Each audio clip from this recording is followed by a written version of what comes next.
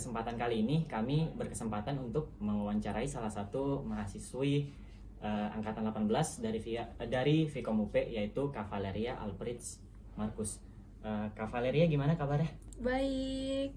Kalian apa kabarnya? Alhamdulillah baik, Kak. Nah, jadi pada kesempatan kali ini kami dari PR Vkom UP akan bertanya sedikit hal atau sedikit banyak mengenai program MBKM, yaitu Media Belajar Kampus Merdeka, dan khususnya program magang yang saat ini Kak Valeria jalani. Jadi langsung saja kali ya sama pertanyaan pertama. Nah, apa sih yang Kak Valeria ketahui tentang MBKM itu? MBKM ini kebijakan pemerintah yang baru ya, khususnya Menteri Pendidikan gitu, yang dimana pemerintah itu memberikan wadah kepada para mahasiswa untuk mengembangkan hard skill dan soft skillnya nih, agar siswanya ini ketika terjun ke dunia pekerjaan itu udah punya gambaran kayak gitu. Menurut aku kayak gitu sih. Oh, jadi mahasiswa tuh emang apa ya?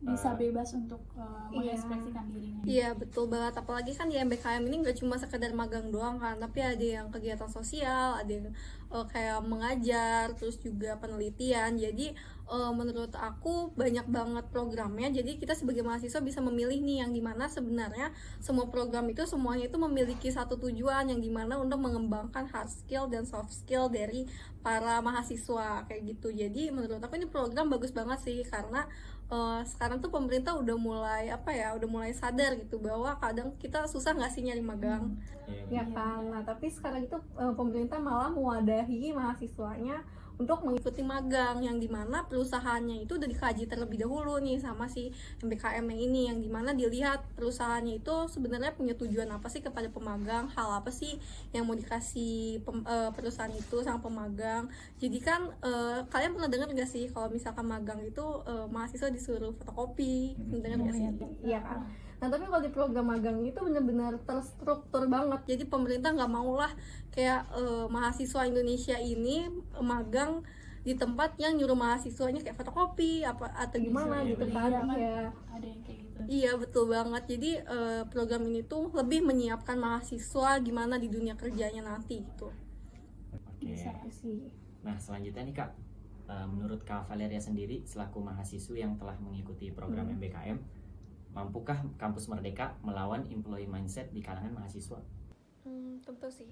Menurut aku tentu aja, karena di salah satu program MBKM ini kan gak cuma magang, ada kewirausahaan juga, yang dimana di situ pemikiran kita jadi nggak yaudah nih gue harus ya karyawan, enggak gitu. Jadi kayak yaudah gue harus berwirausaha gitu kan. Apalagi setahu aku juga ada kok mahasiswi Vkom yang dapat kewirausahaan ini. Jadi kalau nggak salah ya, jadi tuh dia diberi modal untuk membangun usahanya gitu. Jadi menurut aku ini juga salah satunya mendorong mahasiswa sih buat ada berpikiran kayak yaudah deh, lo jangan pikiran lo mau jadi karyawan terus gitu kan. Jadi lo juga ada pemikiran buat jadi bangun usaha kayak gitu sih. Oh gitu. Oke. Pertanyaan selanjutnya nih Kak, berdasarkan yang Kak Valeria tahu di Vkom UP tuh dalam pelaksanaan MBKM hingga saat ini telah melaksanakan program apa aja sih? Oke, jadi mahasiswanya yang sudah mengikuti program apa aja gitu ya? Kayak aku sendiri magang, terus pertukaran pelajar, ada yang mengikuti pertukaran pelajar ke luar negeri, ke Turki kalau nggak salah ya. Terus habis kayak gitu yang tadi kewirausahaan itu sih, paling 3 program itu yang diikuti oleh mahasiswa-mahasiswi Vkom. Nah, tapi sejauh ini tuh udah berjalan efektif gak program tersebut yang jadi iniannya MBKM di Vkom UP sendiri itu? Menurut Kak Valeria udah efektif belum iniannya? Penerapannya di Vkom sendiri menurut aku udah cukup efektif sih, karena puji Tuhannya di Vkom sendiri pun mendukung MBKM ini gitu. Kayak ada beberapa teman magang aku yang dikonversiinnya hanya 3 SKS gitu, tapi di Vkom sendiri puji Tuhannya dia mengkonversi 14 SKS, yang dimana menurut aku dari hal itu aja kita bisa melihat gitu loh, bahwa Vkom sendiri mendukung mahasiswanya untuk mengikuti program MBKM ini gitu. Karena seperti yang aku lihat ada juga loh beberapa universitas yang menyulitkan mahasiswanya untuk mengikuti MBKM gitu, tapi di Vkom ini sendiri mempermudahkan gitu, dari konversi nilainya, terus juga dari pokoknya mempermudahkan deh kalau menurut aku. Jadi menurut aku udah cukup bagus sih kalau di Vkom. malah jadi mendukung ya. Nah, benar, malah mendukung. kesimpulannya tuh bahwasannya Vkom tuh sebenarnya udah benar-benar Mendukung. ini banget ya, udah mendukung banget program yang dijalankan pemerintah ini Iya, kan. Soalnya betul. menurut Inian juga ada universitas-universitas juga yang ini ya, yang maksudnya. Mempersulit gitu ya. Nah, oke, untuk pertanyaan selanjutnya nih Kak. Menurut Kak Valeria, untuk sosialisasinya sendiri, apakah dosen di Vkom ini telah menjalankan perannya sebagai pihak yang juga tentunya ikut mendukung program MBKM? Boleh dong Kak, seperti apa gitu contohnya? Oke, bagaimana cara dosennya untuk mensosialisasikan program ini ya? Kalau misalkan pas awal-awal daftar, mungkin aku tahu program ini bukan dari Vkom ya, tapi aku cari tahu sendiri gitu. Terus tapi lama-kelamaan, pas setelah aku keterima justru malah kalau misalkan di kampus sendiri kan juga ada dosen pembimbing ini magangnya ya. Kebetulan aku dapetnya Mas Wulu. Nah, terus juga ada beberapa teman aku juga yang ikut MBKM juga pasti kan ada dosen pembimbing dari Vkom gitu.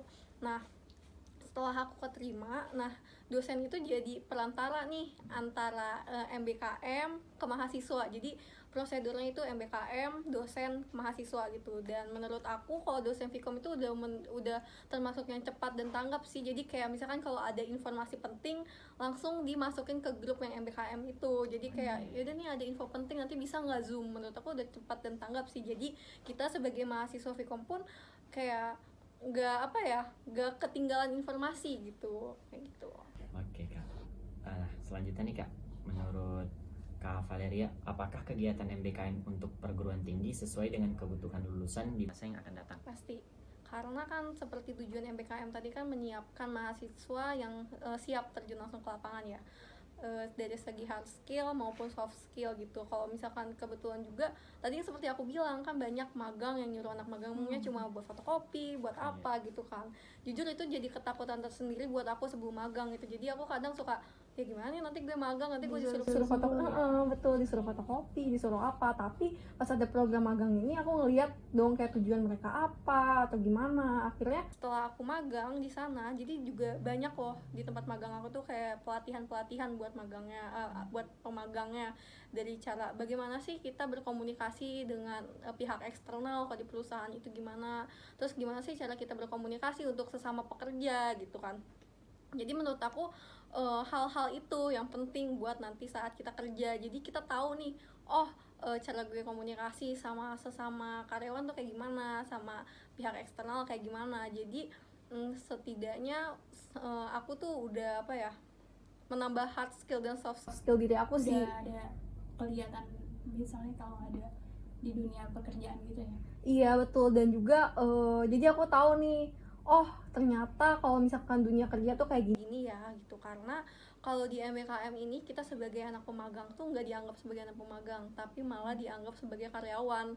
Jadi nggak kebayang Pekerjaannya dong. berat ya. Iya, pekerjaannya berat gitu. Mungkin awalnya sulit, tapi lama-lama tuh kita jadi ngerti, ternyata gini ya dunia kerja. Jadi nanti pas kita lulus, jadi udah ada gambaran lah dunia kerja kayak gimana, kayak gitu. Selanjutnya kalau boleh sharing nih Kak, pengalaman apa saja yang Kakak dapatkan selama mengikuti magang di program MBKM ini? Oke, pengalaman ya. Hmm. Aku jadi tahu sih banyak karakter orang ternyata ya. Di dunia kerja Gimana itu. tuh, Kak? Iya benar, jadi kayak kebetulan kan jobdesk aku tuh presentasi ke sekolah-sekolah gitu. Jadi pun aku tahu ternyata banyak ya karakter-karakter orang. Terus juga aku jadi tahu gimana sih cara ngadepin orang-orang tersebut. Terus juga sama sesama pemagang pun kan kita beda kepala beda isi ya. Jadi kayak banyak banget pendapat yang mungkin pro dan kontra nih sama diri kita gitu. Jadi gimana sih cara kita buat ngatasin hal itu, lebih kayak gitu sih, kayak gitu. Selanjutnya nih Kak, kalau boleh tahu nih hambatan-hambatan yang sekiranya dapat menghambat mahasiswa untuk dapat mengikuti magang dari program MBKM ini, karena sejatinya kan tidak semua mahasiswa yang mampu mendapatkan kesempatan yang cukup berharga nih Kak. Gimana tuh Kak? Balik lagi ke yang tadi gitu. Ada beberapa universitas yang tidak mendukung mahasiswanya untuk mengikuti MBKM. Kayak salah satu teman magang aku itu yang dikonversiin cuma 3 SKS loh. Sedangkan program magang ini benar-benar sibuk banget loh, kayak pekerja beneran gitu, kayak karyawan beneran, tapi masih ada matkul, kebayang nggak tuh? Iya kan? Banget berarti. Iya betul. Jadi beberapa juga kalau mahasiswa yang dari kampus tersebut tuh justru kayak ngundurin diri, padahal dia udah susah-susah tes, susah-susah masuk situ, tapi dia udah ngundurin diri gitu aja karena apa, dari kampusnya tidak mendukung kayak gitu. Sangat disayangkan. Iya. Kalau boleh nih Kak, gimana Kak Vale cerita sedikit suka duka dalam upaya mengikuti program magang MBKM ini? Kayak suka yang pasti pertama kita benar-benar dapat hard skill dan soft skill gitu kan, apalagi kebetulan kan kalau di program MBKM ini kan dapat uang saku ya, jadi kayak puji Tuhan banget nih magang dapat uang saku kayak gitu Dimodalin kan. gitu ya, Kak? Iya, dimodalin karena kan banyak juga tempat magang yang nggak dibayar kayak gitu kan. Nah terus juga di sini udah kita dapat uang saku, terus kita juga dapat soft skill dan hard skill beneran, terus juga kita tahu gimana sih bekerja di dunia pekerjaan secara real gitu, nggak cuma yang katanya. Kalau misalkan kita kuliah kan paling cuma secara teoritis ya, tapi kalau misalkan di magang MBKM ini kita bisa bisa nuangin ilmu yang udah kita dapetin di kampus ke prakteknya kayak gitu. Terus ya paling itu sih, kayak lebih nambah hard skill, soft Aku boleh nanya nggak Kak? Kalau tadi kan dapat uang saku, itu kalau dari perusahaannya itu dapat gaji juga nggak atau gimana? Dapetnya yang dari pemerintahnya aja sih kayak gitu. Jadi pemerintah yang lebih memberi uang saku gitu. Nah, untuk minimal semester tuh bolehnya kapan sih, Kak? Oke, pastinya di semester ganjil kalau nggak salah, tapi semester 1 belum bisa ya. Kalau di Vkom sendiri kalian tuh penjurusan semester berapa sih? Semester 5 ya? 5 ya, berarti kalian itu udah bisanya semester 5, semester 7, semester 9, semester 11 kalau masih ada ya. Iya, wajar ada, Kak. Soalnya kalau di MBKM itu kalau kita konversi nilai pasti juga dari kampus juga melihat nih apakah job desk-nya sesuai sama jurusan kita atau enggak. Sedangkan kalau kalian belum penjurusan, apa yang mau dilihat gitu maksudnya. Dengan adanya program MBKM ini, contohnya magang ini nih Kak, menurut pandangan Kak Vale sendiri, seberapa penting hal ini dapat membantu Kak Vale untuk dapat bersaing nantinya apabila telah memasuki dunia pekerjaan bermodal pengalaman yang Kak Vale telah dapatkan selama mengikuti program MBKM khususnya magang ini? Kadang kalau misalkan kita fresh graduate ya pasti kayak disepelein ya sih Sama perusahaan, ya lo tahu apa sih tentang dunia kerja gitu, baru lulus. Iya, baru lulus terus mau nyari kerja, lo fresh graduate bisa apa gitu. Tapi dengan mengikuti program MBKM ini, perusahaan mana sih yang nggak tahu program ini gitu maksudnya. Kayak ini udah tersertifikat sama pemerintah pula gitu kan. Jadi kayak gitu. Jadi perusahaan-perusahaan pun tahu kalau misalkan si anak ini di tempat magang nggak cuma sekedar fotokopi doang loh, tapi juga dia disetarakan oleh karyawan lain. Dan menurut aku ini pasti bisa jadi kayak nilai plus tersendiri sih kalau magang di MBKM ini kayak gitu. Karena siapa sih yang nggak tahu MBKM itu kalau misalkan magangnya kayak sulit kayak gitu kan. Nah terus juga dapat sertifikat kayak gitu-gitu. Sama yang seperti aku bilang tadi, di tempat magang aku juga kan ada pelatihan-pelatihan yang ngasih gambaran seenggaknya di dunia kerja itu kayak gimana gitu. Kalau misalkan kita melakukan adaptasi dari perkuliahan ke tempat kerja itu pada saat kita kerja kan, tapi dengan mengikuti program magang MBKM ini seenggaknya kita adaptasinya udah duluan nih daripada yang lain gitu. Jadi tahu cara survive-nya gitu. Iya, cara survive gitu. Selain itu ada nggak sih Kak tips dan trik ketika ingin mendaftar magang di program MBKM ini? Kayak tipsnya perbagus deh IP kalian dari semester sekarang gitu. Kalau misalkan kalau kalian semester 5 mau ikut MBKM nih, yaudah perbaiki IPK kalian. Terus karena salah satu syaratnya itu kalian ngumpulin transkrip nilai. Iya kayak gitu. Terus juga perbanyak deh organisasi atau pengalaman-pengalaman kalian, karena kan nanti hal itu bakal ditulis di CV kalian ya. Dan CV itu juga dikumpulin nanti di webnya gitu. Jadi itu merupakan salah satu pertimbangan perusahaan juga sih gitu. Nah, terakhir nih, boleh dong Kak ngasih sedikit motivasi yang sekiranya mampu meyakinkan teman-teman adik-adik mahasiswa di Vkom UP ini untuk pede dan tentunya memiliki kemauan untuk berpartisipasi dalam program yang telah ditawarkan oleh MBKM ini. Silakan Kak Vale untuk memberi motivasi untuk mahasiswa yang lain. Intinya jangan pernah takut buat nyoba ya, karena hambatan terbesar itu adalah diri sendiri. Ketika kalian takut nih, kalian gak daftar MBKM karena kalian pikir kok magangnya susah ya, gue bisa gak ya, gue mampu gak ya. Kalian banyak kan punya rasa takut, terus kalian gak daftar. Itu jangan, Karena menurut aku yang penting kalian nyoba dulu, kalian usaha, yang dimana seperti yang aku bilang tadi tipsnya. Pertama, kalian itu stabilin IPK kalian, tinggiin IPK kalian, perbanyak organisasi, dan yaudah coba aja apply, berdoa, puji Tuhannya pasti kalian keterima. Itu aja sih dari aku. Nah, itu dia sesi sharing bersama Kak Valeria angkatan 18. Semoga bermanfaat ya. Terima kasih sudah menonton.